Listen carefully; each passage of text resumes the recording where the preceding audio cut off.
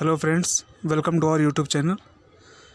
दोस्तों, ये यूपी लेखपाल का प्रीवियस ईयर जो 2015 में पेपर हुआ था, तो उसके सेकंड शिफ्ट का जो पेपर था वो मैंने डाल दिया। आपके इसी चैनल पे आपको मिल जाएगा। और जो ये फर्स्ट शिफ्ट का पेपर था, तो ये आज मैं आपके लिए लेके आया हूँ कि कैसे क्वेश्चन आए थे फर्स्ट शिफ्ट में। तो ये सामान्य हिंदी का है। इसके बाद मैं और भी जो सब्जेक्ट आपके बचते हैं उनका भी लेके आऊँगा। तो अभी आप यहाँ पे देखिए, आपको ये जो जनरल हिंदी है उसका फर्स्ट शिफ्ट में कौन कौन से क्वेश्चन आए थे वो आप यहाँ पे देख लीजिए। तो 25 क्वेश्चन आए थे, वो 25 क्वेश्चन आपके लिए मैं लेके आया हूँ। ये देखिए, ये राजस्व लेखपाल की वैकेंसी थी। उसमें ये पेपर जो हुआ था, ये 13 नवंबर 2015 को फर्स्ट शिफ्ट में ये पेपर हुआ था। यूपी ट्रिपल एससी ने कराया था। टोटल प्रश्न जो थे वो 100 थे। इसमें हिंदी के 25, हर एक सेक्शन के आपके 25 क्वेश्चन थे। ठीक है, तो ग्रामीण परिवेश के 25, जीएस के 25 मैथ के और 25 आपके हिंदी के। तो आइए देखते हैं। सबसे पहला क्वेश्चन है, आपको निर्देश दिया गया है प्रश्न संख्या 1 और 2 में लिखित लोकोक्तियों या मुहावरों के सही अर्थ चुनकर लिखिए। तो क्वेश्चन नंबर 1 जो है वो इसका अर्थ बताना है आपको। खिसियानी बिल्ली खम्बा नोचे, तो इसका अर्थ क्या होगा? ये मुहावरा दिया गया है और इसका अर्थ आपको बताना है। तो जो आपके ऑप्शन दिए गए हैं, ऑप्शन ए दिया गया है अपनी शर्म छिपाने के लिए व्यर्थ झंझलाना। ऑप्शन बी, अपने से बड़ों पर क्रोध करना। ऑप्शन सी, कायरतापूर्ण व्यवहार करना। या ऑप्शन डी, किसी बात पर शर्मिंदा होकर क्रोध करना। तो आपका यहाँ पे ऑप्शन ए जो है वो सही होगा। खिसियानी बिल्ली खम्बा नोचे मतलब होगा आपका अपनी शर्म छिपाने के लिए व्यर्थ झंझलाना। ठीक है, तो ये हो गया आपका ऑप्शन नंबर ए, इसमें करेक्ट होगा। क्वेश्चन नंबर 2 पे आते हैं। तो ये भी एक मुहावरा है आपका, काठ की हांडी बार बार नहीं चढ़ती। तो इसमें बताइए इसका अर्थ क्या होगा। ऑप्शन नंबर ए है आपका, लकड़ी का बर्तन अग्नि से जल सकता है। ऑप्शन बी है आपका, दुर्भाग्य की मार बार बार नहीं होती। ऑप्शन सी, बुरे दिन हमेशा नहीं रहते। ऑप्शन डी, छल कपट का व्यवहार हमेशा नहीं चलता। तो ये आप जान लीजिए कि इसमें मैं बता रहा हूँ कि कौन सा ऑप्शन आपका सही है। तो आप लोग भी ये ट्राई ज़रूर कीजिएगा हमारे साथ ही साथ, और कमेंट बॉक्स में ज़रूर लिखिएगा आपके कितने क्वेश्चन सही थे। तो इसमें क्वेश्चन नंबर 2 में आपका ऑप्शन नंबर डी सही है। छल कपट का व्यवहार जो हो हमेशा नहीं चलता, यही इसका राइट आंसर है। अब यहाँ पे आ जाते हैं आप क्वेश्चन नंबर 3 में। तो इसका निर्देश है कि प्रश्न संख्या 3 और 4 में लिखित शब्दों के विलोम शब्द चुनना है आपको। तो क्वेश्चन नंबर 3 में दिया गया है कृश। तो कृश का विलोम शब्द क्या होगा? ऑप्शन नंबर ए है बिटअप। ऑप्शन नंबर बी हृष्टपुष्ट। ऑप्शन नंबर सी केश। ऑप्शन नंबर डी भाव। तो आपको कृश का विलोम शब्द चुनना है। तो आप यहाँ पे देख सकते हैं क्या होगा। तो कृश का देखिए जो विलोम शब्द होगा वो हृष्टपुष्ट होगा। ऑप्शन नंबर बी आपका राइट है। ठीक है, तो क्वेश्चन नंबर 3 का जो करेक्ट आंसर होगा वो ऑप्शन नंबर बी होगा। अब आते हैं क्वेश्चन नंबर 4 में। तो अल्पज्ञ का विलोम शब्द क्या है? तो ऑप्शन ए सर्वज्ञ। ऑप्शन बी अभिज्ञ। ऑप्शन सी अवज्ञ। ऑप्शन डी कृतज्ञ। तो आप बताइए इसका विलोम शब्द क्या होगा। तो दोस्तों, क्वेश्चन नंबर 4 का जो आंसर है वो ऑप्शन नंबर ए है। ठीक है, जो अल्पज्ञ का विलोम शब्द होगा वो सर्वज्ञ होगा, सब कुछ जानने वाला। ठीक है, और अल्पज्ञ मीन्स कम जानने वाला। तो इसका ऑप्शन नंबर ए जो है वो करेक्ट होगा। नेक्स्ट आते हैं, जिन्होंने चैनल को नहीं सब्सक्राइब किया वो प्लीज़ सब्सक्राइब कर लें। इस चैनल के माध्यम से आपको सभी वैकेंसी की जो इंपॉर्टेंट वैकेंसीज़ हैं, जो ऑथेंटिक इन्फॉर्मेशन है वो आपको देता रहूँगा मैं। साथ ही साथ क्वेश्चन की प्रैक्टिस भी कराता रहूँगा और कुछ लेक्चर भी लाने वाला हूँ, वो सब्जेक्ट वाइज लेके आऊँगा। तो हिंदी से मैंने शुरुआत की है, तो हिंदी का ही लेक्चर लूँगा सबसे पहले। तो ये ख़त्म भी हो जाएगा आपका हिंदी तकरीबन 10 से 15 दिन में, अगर बहुत आराम से चलेंगे तब। ठीक है, तो आइए देखते हैं। क्वेश्चन नंबर 5 है, खूंटी शब्द का बहुवचन बताइए। ऑप्शन नंबर ए खोटियाँ। ऑप्शन नंबर बी खोटियों। ऑप्शन नंबर सी खोटियाँ। या ऑप्शन नंबर डी खोटियों। तो इसमें वर्तनी के हिसाब से आपको देखना है कि थोड़ा सा खोटी का जो होगा वो खोटियों खूटियाँ होता है बहुवचन, ठीक है, बट इसमें वर्तनी भी आपको ध्यान देनी पड़ेगी। तो इसमें ऑप्शन नंबर सी जो है ये आपका करेक्ट है। क्वेश्चन नंबर 6 पे आते हैं। निम्नलिखित अनेकार्थी शब्द का दूसरा अर्थ बताइए। तो इन्होंने एक अर्थ आपको दे दिया है, उसका दूसरा अर्थ आपको ऑप्शन से चुनना है। तो जैसे एक शब्द इन्होंने दिया है अज, अज का एक अर्थ इन्होंने अजन्मा दिया है, और बाकी चारों ऑप्शन में से आपको चुनना है। तो ऑप्शन नंबर ए है आजन्म, ऑप्शन नंबर बी है निर्भीक, ऑप्शन नंबर सी है आजीवन, और ऑप्शन नंबर डी है ईश्वर। तो इसमें आपका ऑप्शन नंबर डी सही है।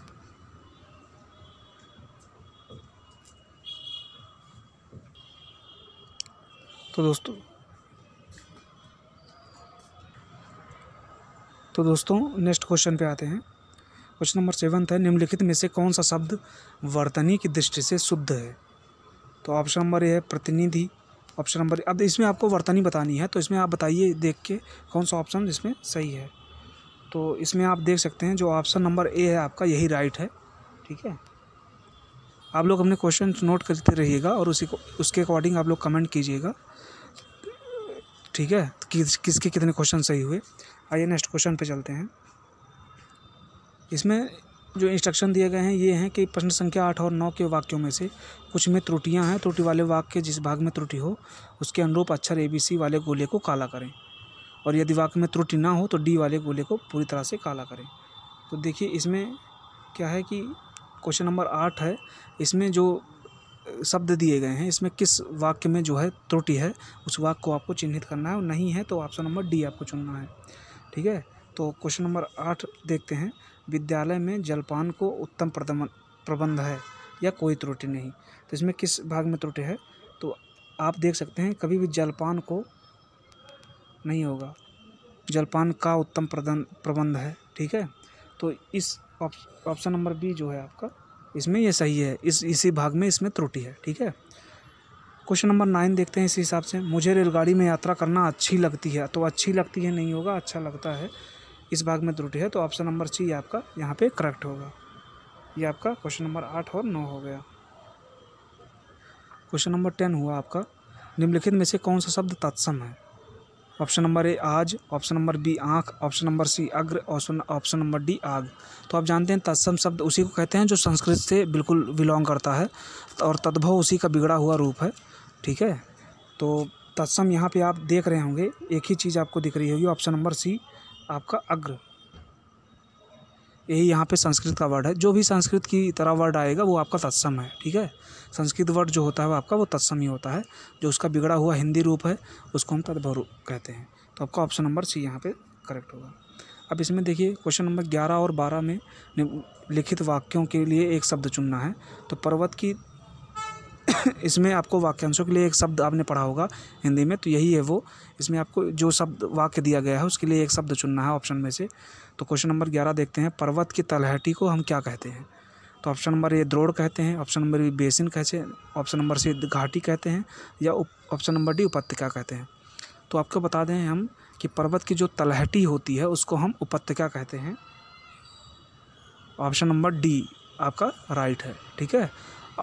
पर्वत के बगल की जो होती है खाई उसको घाटी कहते हैं, बट जो उसकी तलहटी होती है उसको उपत्यका कहते हैं, ठीक है। क्वेश्चन नंबर 12 पे चलते हैं। कंजूसी से धन व्यय करने वाला। तो ऑप्शन नंबर ए कृपण, ऑप्शन नंबर बी मृषण, ऑप्शन नंबर सी मितव्ययी, ऑप्शन नंबर डी अल्पव्ययी। तो आपका कृपण, जो कंजूसी से धन व्यय करता है उसको कृपण कहते हैं, ठीक है। क्वेश्चन नंबर 13, आप निर्देश देख लीजिए। प्रश्न संख्या 13 और 14 के वाक्यों में आए रिक्त स्थानों की पूर्ति कीजिए। तो इसमें रिक्त स्थानों को आपको भरना है। क्वेश्चन नंबर 13 आप देखिए। उसका हृदय इतना कोमल है कि मित्र तो क्या वह अपने को भी चोट नहीं पहुंचा सकता है। तो इस ऑप्शन में क्या करेंगे, मित्र जहां आएगा उसका अपोजिट शत्रु ही आता है। तो इसमें ऑप्शन नंबर ए आपका करेक्ट है। शत्रु को भी, मित्र क्या वो शत्रु को भी चोट नहीं पहुंचा सकता है, ठीक है। तो कुछ क्या है कि वाक्यों के अनुसार भी हमें पता चल जाता है कि उस फिल इन द ब्लैंक्स में क्या भरना है, ठीक है। तो क्वेश्चन नंबर 14 देखते हैं। देश रक्षा के लिए प्रत्येक नागरिक को क्या रहना चाहिए? तो ऑप्शन नंबर ए उद्धृत रहना चाहिए, बी प्रबुद्ध रहना चाहिए, सी संबद्ध रहना चाहिए, या डी उद्यत रहना चाहिए। तो हमेशा आप जान लीजिए कि यहाँ पे जितने भी दिए गए अर्थ उनका इसमें वाक्य में कोई भी सटीकता नहीं आ रही है। तो यहाँ पे ऑप्शन नंबर डी, हमें उद्यत रहना चाहिए, मतलब बिल्कुल तैयार रहना चाहिए। ठीक है, तो ऑप्शन नंबर डी यहाँ पे सही होगा। क्वेश्चन नंबर 15 देखते हैं। तो अरविंद शब्द का पर्यायवाची शब्द बताइए। ए कल्पवृक्ष, बी केवड़ा, सी कमल या डी गुलाब। तो आप लोग जानते ही हैं अरविंद शब्द तो बहुत फेमस है और ये कोई नया नहीं पूछा गया है। तो ये कमल का आपका पर्यायवाची शब्द है। Option number C is right. Question number 16 देखते हैं। निर्धन में कौन सी संधि है? ऑप्शन नंबर ए अयादि संधि, ऑप्शन नंबर बी यड़ संधि, ऑप्शन नंबर सी व्यंजन संधि या ऑप्शन नंबर डी विसर्ग संधि। तो निर्धन मतलब नी प्लस धन। ठीक है, नी प्लस धन, तो आपका इसमें विसर्ग संधि है, ऑप्शन नंबर डी। ठीक है, नी प्लस धन होगा, आपका विसर्ग संधि आएगा। ठीक है, तो ऑप्शन नंबर डी यहाँ पे राइट होगा। क्वेश्चन नंबर 17, देशांतर में कौन सा समास है? ऑप्शन नंबर ए कर्मधार है, ऑप्शन नंबर डी बहुब्रीहि, ऑप्शन नंबर सी द्विगु, ऑप्शन नंबर डी द्वंद्व। तो द्वंद्व होगा नहीं, द्विगु होगा नहीं क्योंकि यहाँ पे नंबर्स आ ही नहीं रहे, बहुब्रीहि होगा नहीं क्योंकि ये किसी स्पेशल उसको फोकस नहीं कर रहा है किसी तीसरे। तो जो देशों का अंतर होगा ये कर्मधारय समास होगा। ऑप्शन नंबर ए जो है वो आपका यहाँ पे सही होगा। क्वेश्चन नंबर 18, अंबर पनघट में डुबो रही तारा घट उषा नागरी में कौन सा अलंकार है? ऑप्शन नंबर ए अनुप्रास, ऑप्शन नंबर बी श्लेष, ऑप्शन नंबर सी रूपक, ऑप्शन नंबर डी उपमा। तो अंबर पनघट में डुबो रही तारा घट, तो यहाँ क्या है? रूपक अलंकार आपका होगा, ऑप्शन नंबर सी सही है। ठीक है, तो इसमें क्या है कि उपमा उपमान दोनों जो है एक दूसरे के बिल्कुल जो समकक्ष माने जाएं, जैसे अंबर पनघट में डुबो रही तारा घट उषा, तो ये दोनों एक दूसरे के समान ही बताए जा रहे हैं, इसलिए यहाँ पर रूपक अलंकार होगा। बाकी जब हम आपको हिंदी पढ़ाएंगे तो इसमें आपको ट्रिक भी बताऊंगा कौन कौन से ट्रिक से आप पहचान सकते हैं कि ये कौन सा अलंकार है। बिल्कुल इजी ट्रिक्स रहेंगी, आप मजाक में आपको पता चल जाएगा, देख के सिर्फ पता चल जाएगा ये कौन सा अलंकार है। तो जब आगे क्लास लूँगा उसके लिए आप रेडी रहिएगा। क्वेश्चन नंबर 19, निम्नलिखित में से कौन सा तद्भव शब्द है? ऑप्शन नंबर ए इष्टिका, ऑप्शन नंबर बी कुपुत्र, ऑप्शन नंबर सी अमीय, ऑप्शन नंबर डी उलोक। तो क्वेश्चन नंबर 19 का जो आपका तद्भव शब्द है वो है अमीय। ठीक है, अब क्वेश्चन नंबर 20 देखते हैं। तो 20-21 के लिए निर्देश दिया गया है कि निम्नलिखित वाक्यों में से सही वाक्य का चयन करना है। तो आइए क्वेश्चन नंबर 20 देखते हैं। ऑप्शन नंबर ए है तुलसी अवधि के श्रेष्ठ कवि और ब्रजभाषा के सूर हैं। ठीक है, तो इसमें बताइए कि कौन सा सही वाक्य है। तो देखिए, तुलसी अवधि के श्रेष्ठ कवि और ब्रजभाषा के सूर हैं, ये बिल्कुल गलत है। ठीक है, ये लाइन बिल्कुल गलत है क्योंकि ब्रजभाषा के सूर हैं इसका कोई अर्थ ही नहीं निकल रहा है। आपका ऑप्शन नंबर बी है, आप ऑप्शन नंबर बी देख सकते हैं यहाँ से, तुलसी अवधि के श्रेष्ठ कवि हैं और सूर ब्रजभाषी हैं, ये भी कोई अर्थ नहीं निकल रहा है, तो इसका भी कोई मतलब नहीं हुआ। ऑप्शन नंबर सी आप देखते हैं, तुलसी और सूर अवधि और ब्रजभाषा के श्रेष्ठ कवि हैं, तो ये सही है, लेकिन यहाँ पे जो है ये नहीं पता चल रहा है कि कौन अवधि का है कौन ब्रजभाषा का है, तो ऑप्शन ये भी गलत हो जाएगा। ऑप्शन नंबर डी आपका सही है क्योंकि इन्होंने क्रमशः लगा दिया, क्रमशः मतलब क्रम के अनुसार कि तुलसी जी अवधि के हैं और सूर जी जो है वो ब्रजभाषा के हैं, तो यही ऑप्शन नंबर डी ही आपका करेक्ट होगा। ठीक है, क्वेश्चन नंबर 21 में चलते हैं। इसमें है ऑप्शन नंबर ए, इसमें भी सही वाक्य की पहचान करनी है। तो ऑप्शन नंबर ए है जीवन और साहित्य का निकट संबंध है। ठीक है, तो निकट संबंध ये सेंटेंस नहीं होता है, हमेशा निकटतम कह सकते हैं हम, लेकिन निकट संबंध नहीं कह सकते। ऑप्शन नंबर बी है जीवन और साहित्य का घोर संबंध है, ये कोई वर्डिंग ही नहीं हुई शुद्ध व्याकरण में। ऑप्शन नंबर सी हुआ जीवन और साहित्य का अगाध संबंध है, ये कोई मतलब ही नहीं हुआ, अगाध भी कोई शब्द नहीं आता व्याकरण में। ऑप्शन नंबर डी है जीवन और साहित्य का घनिष्ठ संबंध है, यही आपका ऑप्शन जो है वो सही होगा। ठीक है, अब नेक्स्ट क्वेश्चन पे आते हैं। करुण रस का स्थायी भाव क्या है? तो आप जानते ही हैं कि रस आप पढ़ेंगे, सारे रस आपको मैं पढ़ाऊँगा। तो करुण रस का स्थायी भाव शोक है, ऑप्शन नंबर बी आपका राइट है। क्वेश्चन नंबर 23 में सॉरी, मैं खाना खा चुका था, इस वाक्य में कौन सा भूतकालिक भेद है? ऑप्शन नंबर ए आसन्न भूत है, ऑप्शन नंबर बी संदिग्ध भूत है, ऑप्शन नंबर सी सामान्य भूत है, ऑप्शन नंबर डी पूर्ण भूत है। तो आपका यहाँ पे मैं खाना खा चुका था मतलब मैंने खाना खा ही लिया है, तो ये जब पहली बात तो भूतकाल में ही है और हो चुका है ये काम, तो आपका ये पूर्ण भूत में आएगा। ऑप्शन नंबर डी यहाँ पे आपका राइट होगा। ठीक है, क्वेश्चन नंबर 24 पे आते हैं। तो राजा सेवक को कंबल देता है, इस वाक्य में रेखांकित पद में मतलब सेवक को में कौन सा कारक है? तो ऑप्शन ए संप्रदान कारक, ऑप्शन बी कर्ता कारक, ऑप्शन सी कर्म कारक, ऑप्शन डी संबंध कारक। ठीक है, तो यहाँ पे आप जानते हैं कि सेवक को, तो कर्ता ने कर्म को, तो यहाँ पे कर्म अगर आप लगा देंगे तो आप गलत हो जाएगा। आप ये हमेशा जान लीजिए कि को आ रहा है वहाँ पे आपका कर्म होगा, ये सही बात है। लेकिन जब कोई भी, ये आपको मैं जब कारक पढ़ाऊँगा तो बहुत अच्छे से पढ़ाऊँगा और आपको ऐसा लेक्चर कहीं नहीं मिलेगा देखने को। तो प्लीज़ आप लोग जब भी हिंदी पढ़ाऊँगा मैं, तो आप लोग लेक्चर को देखिए और चैनल को मेरे से ज़रूर सब्सक्राइब कर लीजिएगा।